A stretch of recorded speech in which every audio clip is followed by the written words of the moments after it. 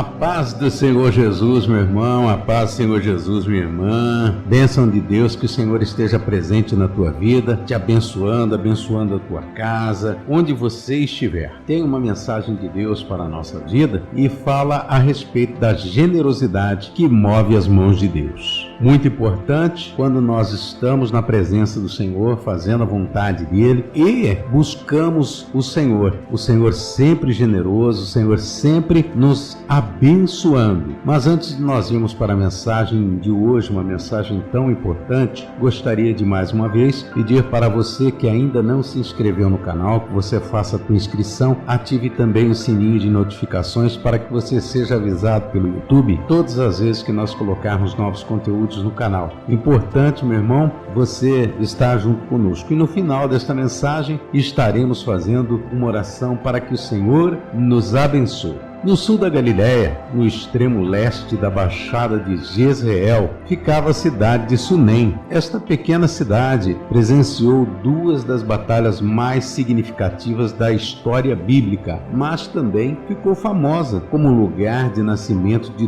duas mulheres que eram exemplos de amor leal. Atrás de Sunem erguia-se o morro que se pensa ser Moré, ao passo que do outro lado da Baixada, a uns 8 quilômetros, ficava o Monte Gilboa.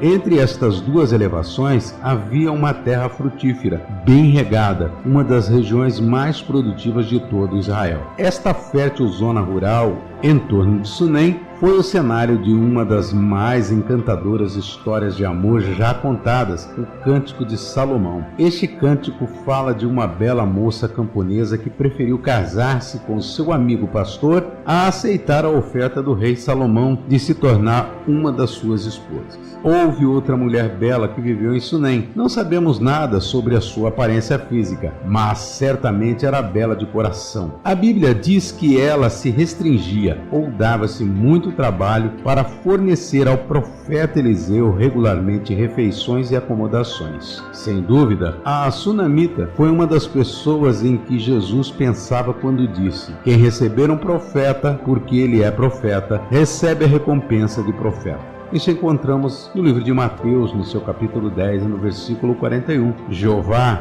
Deus, concedeu uma recompensa especial a esta mulher que o temia. Embora ela tenha sido estéril por muitos anos, acabou por dar à luz a um filho. Anos mais tarde, recebeu também a ajuda divina quando uma fome de 7 anos assolava a terra. Este relato comovente nos faz lembrar que a bondade que mostramos aos servos de Deus nunca passa despercebida aos olhos de nosso maravilhoso Pai Celestial. Sobre esta mulher que falaremos neste momento, Deus nos revela algo tremendo para recebermos milagres e ver o agir de Deus em nossas vidas. Precisamos estar em repouso, ou seja, descansando no Senhor. Quando nós falamos em repouso, muitas pessoas já pensam logo em dormir até meio-dia, mas não é isso que estamos falando. Estamos falando em descansar a nossa vida, colocar nas mãos do Senhor e não tirar. Deus não trabalha na ansiedade. A ansiedade, pelo contrário, impede Deus agir. Precisamos descansar que quando entregamos algo ao Senhor, Ele vai realmente operar em nosso favor e realizar muito mais. O profeta Eliseu exercia seu ministério por lá quando foi notado pela sunamita. Eis que este é um santo homem de Deus. Aquela mulher tinha um relacionamento com Deus, por isso tinha discernimento para ver que Eliseu era um homem separado por Deus. E a partir daí, Eliseu tornara-se hóspede dela, nada lhe faltava. Muitas vezes não recebemos bênçãos por achar que algumas pessoas são menores ou menos capazes que as outras. É preciso entender que Deus usa quem Ele quer e que nossas necessidades e milagres podem estar nas mãos que vivem bem ao nosso lado. São aquelas pessoas que muitas vezes não damos valor e está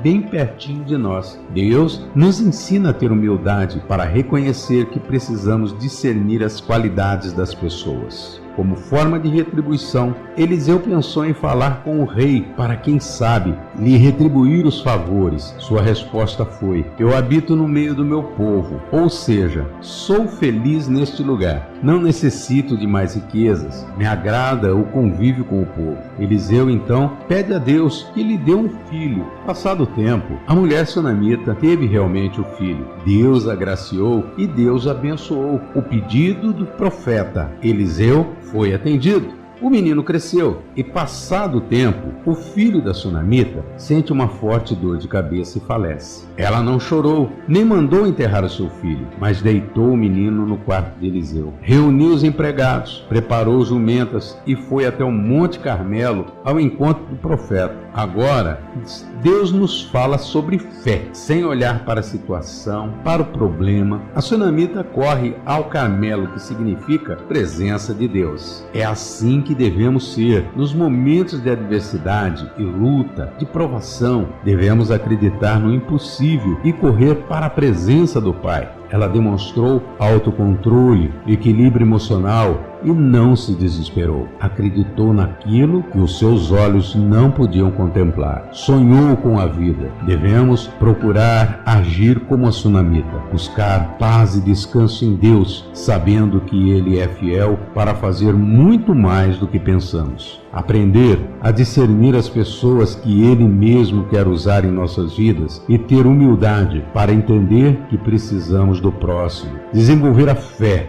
ver além ainda que os obstáculos estejam à nossa frente. Ir ao Monte Carmelo, conquistar os milagres, implica duas condições: buscar a presença de Deus e pagar um preço. Veja que ela percorreu aproximadamente 32 quilômetros para buscar o profeta que faria oração por seu filho. Você está disposto a perseguir o seu milagre? Você tem coragem e persistência para buscar por isso? Coragem e persistência são atributos de Deus. Deus, Ele nos protege, mesmo nos momentos de adversidade. Veja que, em outro momento, Eliseu advertiu a sunamita para que se retirasse de Israel e fosse peregrinar onde pudesse, pois o Senhor chamou a fome, a qual virá à terra por 7 anos. Isto encontramos nos livros de 2 Reis, no seu capítulo 8, no versículo 1. A generosidade que ela demonstrou para com o profeta voltou na forma de uma advertência divina que preservaria a vida da sunamita e de sua família. O profeta Eliseu vai até a mulher sunamita e diz que ela teria que abandonar a sua terra, as suas posses, durante 7 anos. Este é o tempo que duraria a fome na terra e retornar quando houvesse bonança na região. A sunamita obedeceu e foi para junto dos filisteus. A pergunta é: quantas vezes nós temos obedecido a Deus? Quantas vezes nós temos abandonado o conforto do nosso lar para buscar por uma pessoa que muitas vezes nós sabemos que se encontra doentes ou necessitando de uma palavra, e nós não fazemos, teimamos, e por isso nós perdemos a nossa bênção, deixamos de receber aquilo que Deus tem para nós. A sunamita obedeceu, ela foi para junto dos filisteus, e ao fim de 7 anos ela retornou e precisou se dirigir ao rei para pedir as suas terras de volta. Como o rei não a conhecia e estava conversando com Geazi, o moço de Eliseu, ouviu que o profeta havia ressuscitado o filho de uma mulher. Naquele momento, ela clamou ao rei e este foi informado que aquela mulher e seu filho eram as pessoas que Eliseu, por intermédio do seu ministério, havia abençoado. Então, o monarca ordenou que as suas terras e a renda dessas terras fossem devolvidas àquela família. A mulher foi abençoada no mesmo dia, pelos 7 anos que não plantou, mas recebeu. Isto foi uma bênção de Deus. Ela veio no momento certo, no momento em que Geazi estava falando ao rei a respeito dela, da bênção que, através de Eliseu, ela havia recebido. E neste momento, o rei também a abençoou, por intermédio de Deus, devolvendo as terras da mulher e ainda pagando pelos 7 anos que ela não plantou. O Senhor,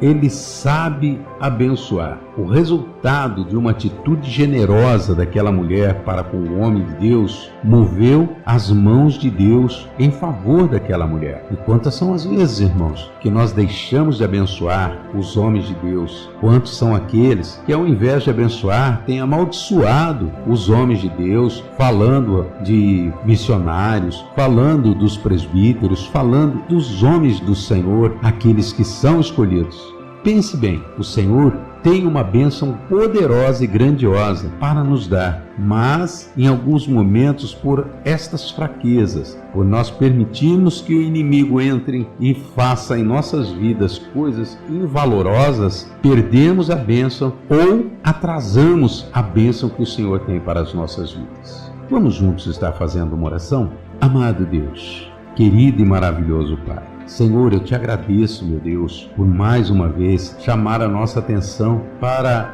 a tua generosidade. Que nós possamos, ó Deus, ser generosos para com nossos irmãos, para aqueles que estão, Senhor, necessitando de algo que nós podemos dar. Abre, meu Deus querido, os nossos olhos para o teu trabalho, para a tua obra. Abra nosso entendimento, meu Deus, para que possamos, Senhor, entender e compreender aquilo que o Senhor tem nos mostrado com tanta frequência e que muitas vezes nós temos fechado os nossos olhos. Abençoa, Senhor Jesus, as nossas vidas. Sê, meu Deus querido, conosco. Que a tua obra, Senhor, ela venha a ser feita e que as bênçãos que o Senhor tem preparado para nós, elas venham sobre as nossas vidas. Que nós possamos, ó Pai, sim, ter um coração generoso. Abençoa, meu Deus querido, este meu irmão, e eu te agradeço em nome do Senhor Jesus. Meu irmão, seja você abençoado tremendamente. Fique com a paz do Senhor. Eu sou o pastor Donizete Diniz. Se Deus falou contigo e você gostou desta mensagem, deixe o seu like, inscreva-se no canal e ative o sininho para receber novas mensagens. Que Deus te abençoe.